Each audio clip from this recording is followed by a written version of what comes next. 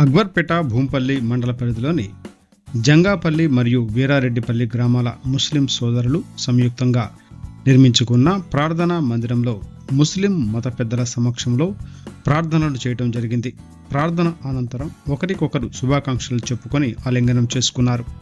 ఈ కార్యక్రమంలో ఇరు గ్రామాల ముస్లిం సోదరులు పాల్గొన్నారు.